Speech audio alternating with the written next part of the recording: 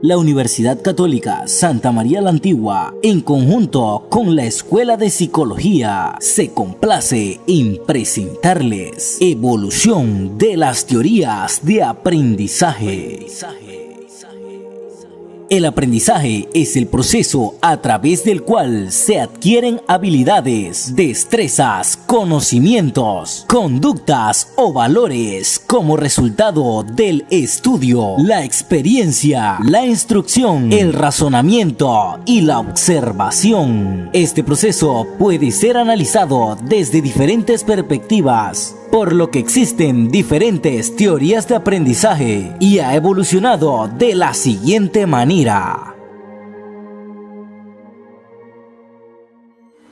Albert Bandura. El conductismo, con su énfasis sobre los métodos experimentales, se focaliza sobre las variables que pueden observarse, medirse y manipularse, y rechaza todo aquello que sea subjetivo, interno y no disponible. Bandura consideró que esto era un poquito simple para el fenómeno que observa, agresión en adolescentes, y por tanto decidió añadir un poco más a la fórmula.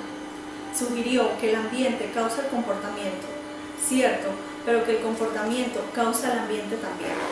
Definió este concepto con el nombre de determinismo recíproco. El mundo y el comportamiento de una persona se causan mutuamente.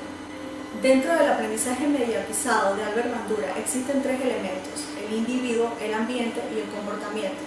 Albert Bandura propone el aprendizaje mediatizado, donde deben de existir tres elementos básicos: el individuo, el ambiente y el comportamiento. Para que se genere un aprendizaje mediante el individuo y el ambiente debe existir la observación. Para que se genere un aprendizaje mediante el individuo y el comportamiento debe existir el autocontrol. Y debe existir el determinismo recíproco para que se dé el aprendizaje mediante el comportamiento y el ambiente. Más tarde fue un paso más allá. Empezó a considerar a la personalidad como una interacción entre tres cosas: el ambiente, el comportamiento y los procesos psicológicos de la persona. Estos procesos consisten en nuestra habilidad para abrigar imágenes en nuestra mente y en el lenguaje. Desde el momento en que se introduce la imaginación en particular, deja de ser un conductista estricto y empieza a acercarse a los cognitivistas. De hecho, usualmente es considerado el padre del movimiento cognitivo. Aprendizaje por la observación o modelado. A comienzos de la década de 1960, el psicólogo Albert Bandura realizó un experimento clásico sobre aprendizaje y agresión. Un grupo de niños en edad preescolar veía una película en la que un adulto golpeaba a una muñeca de plástico con un mazo, la tiraba al aire, la pateaba y la bofeteaba. Después se dejó a cada niño jugando solo en una habitación con juguetes entre los que estaba la muñeca. Como muestran las imágenes, muchos de los pequeños que habían visto la película imitaron el comportamiento del adulto e incluso idearon modos nuevos de golpear a la muñeca. Los que no habían visto la película no mostraron ninguna de las conductas agresivas del adulto. Todas estas variables permitieron a Bandura establecer que existen ciertos pasos envueltos en el proceso de modelado: atención, retención y reproducción. Como el conductismo tradicional o clásico, castigo prometido, incentivo que podemos imaginar, refuerzo vicario, las posibilidades de percibir y recuperar el modelo como reforzador. Por supuesto que las motivaciones negativas también existen, dándose motivos para no imitar: castigo pasado, castigo prometido o amenaza y castigo vicario. Autorregulación. La autorregulación controla nuestro propio comportamiento. Es la otra piedra angular de la personalidad humana.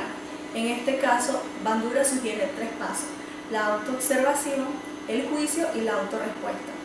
Bandura ve tres resultados posibles del excesivo autocastigo: compensación, por ejemplo, un complejo de superioridad y delirios de grandeza; inactividad, apatía, aburrimiento y depresión; escape, drogas, alcohol, fantasías televisivas o incluso el escape más radical, el suicidio.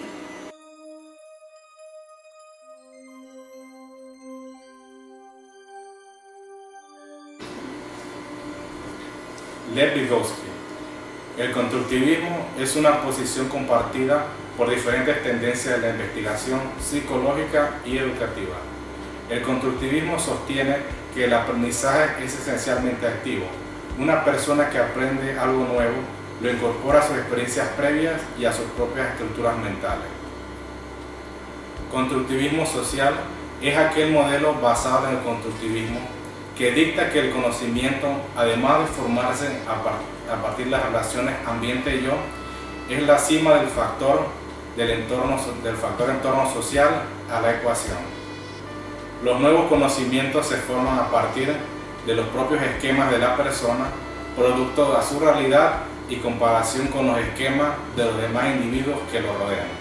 Constructivismo social es aquel modelo basado en el constructivismo que dicta que el conocimiento, además de formarse a partir de las relaciones ambiente y yo, es la cima del factor entorno social a la ecuación. Los nuevos conocimientos se forman a partir de los propios esquemas de la persona, producto de su realidad y su comparación con los esquemas de los demás individuos que lo rodean. El constructivismo busca ayudar a los estudiantes a internalizar, reacomodar o transformar la información nueva. Esta transformación ocurre a través de la creación de nuevos aprendizajes y esto resulta del surgimiento de nuevas estructuras cognitivas que permiten enfrentarse a situaciones iguales o parecidas en la realidad. Así, el constructivismo percibe que el aprendizaje como actividad personal enmarcada en contextos funcionales, significativos y auténticos. Aprendizaje subordinado ocurre cuando una proposición se relaciona con ideas subordinadas específicas ya establecidas. Tiene lugar en el razonamiento inductivo o cuando el material expuesto implica la síntesis de ideas componentes. Y el aprendizaje combinatorio se caracteriza porque la nueva información no se relaciona de manera subordinada ni subordinada con la estructura cognitiva previa, sino se relaciona de manera general con aspectos relevantes de la estructura cognitiva.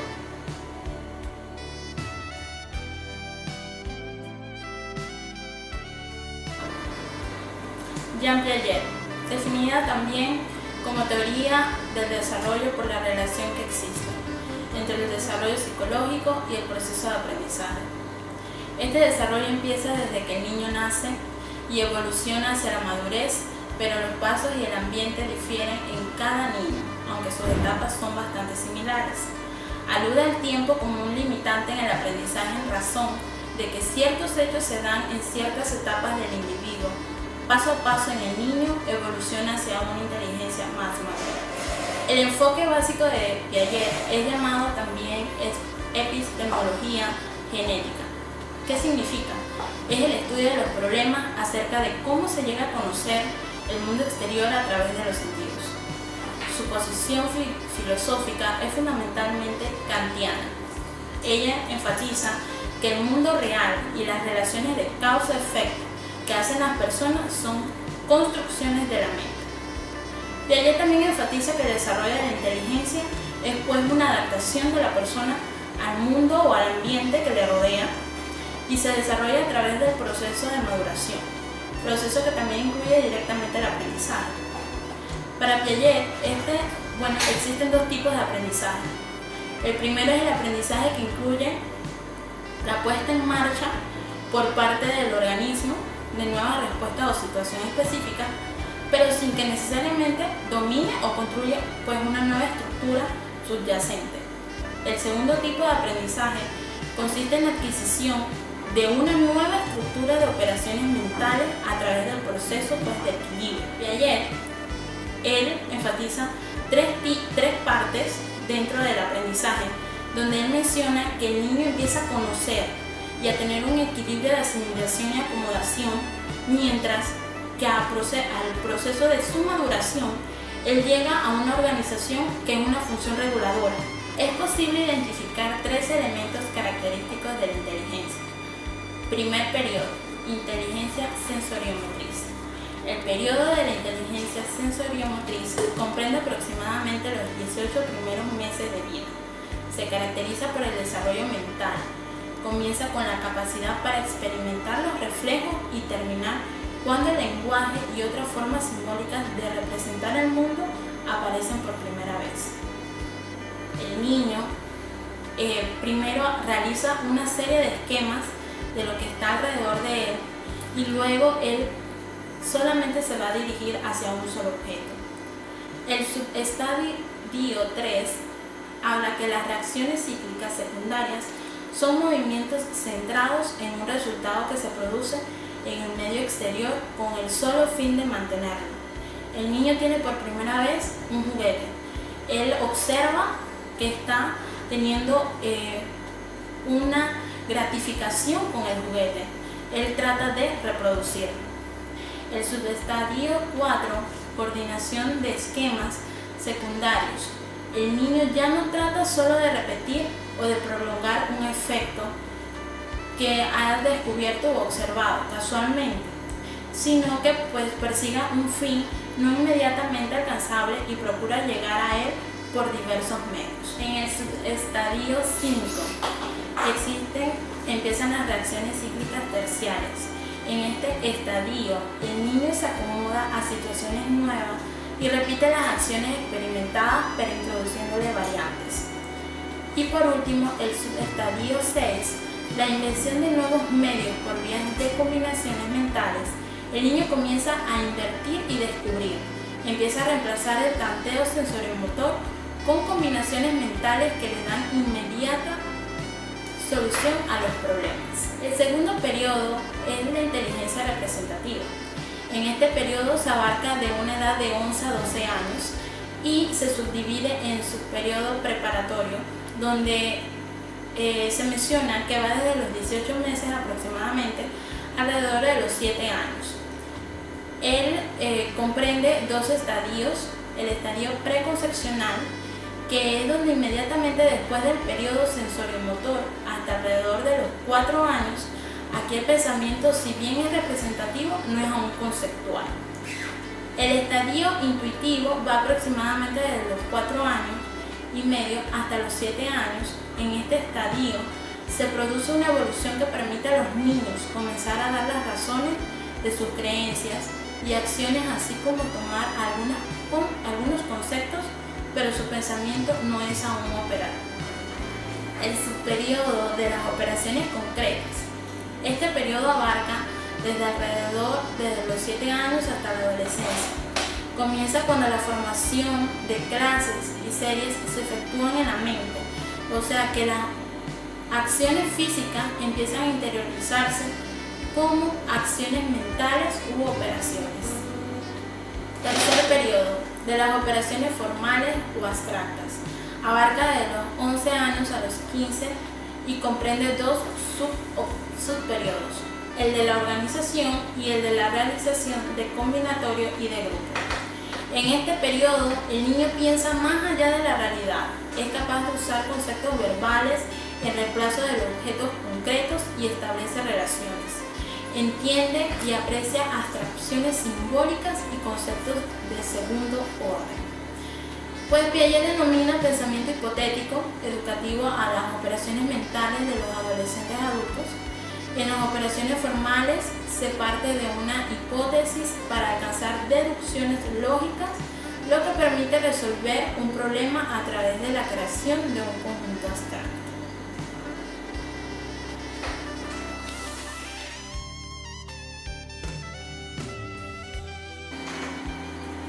Robert Gardner.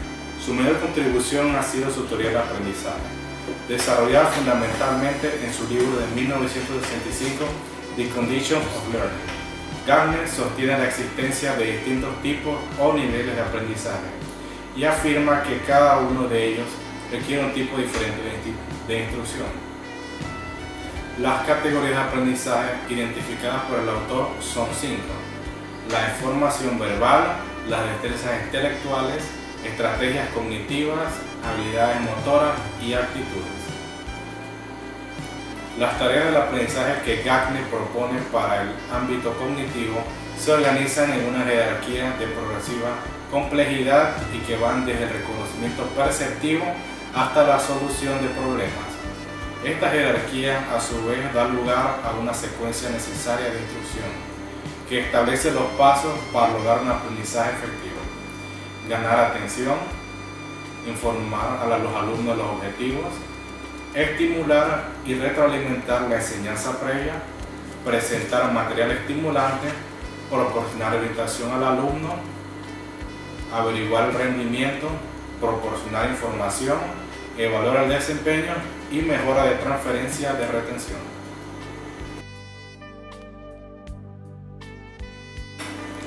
David Ausubel. Durante mucho tiempo se consideró que el aprendizaje era sinónimo de cambio de conducta. Esto porque dominó una perspectiva conductista de la labor educativa. Sin embargo, se puede afirmar con certeza que el aprendizaje humano va más allá de un simple cambio de conducta. Conduce a un cambio en el significado de la experiencia. La experiencia humana no solo implica pensamiento, sino también afectividad, y únicamente cuando se considera en conjunto se capacita al individuo para enriquecer el significado de su experiencia. 3 elementos del proceso educativo. 1. Los profesores y su manera de enseñar. 2. La estructura de los conocimientos que conforman el currículo y el modo en que éste se produce. 3. El entramado social en el que se desarrolla el proceso educativo. En este sentido, una teoría del aprendizaje ofrece una explicación sistemática, coherente y unitaria. Cómo se aprende, cuáles son los límites del aprendizaje y por qué se olvida lo aprendido. Teoría del aprendizaje significativo. Ausubel plantea que el aprendizaje del alumno depende de la estructura cognitiva previa que se relaciona con la nueva información.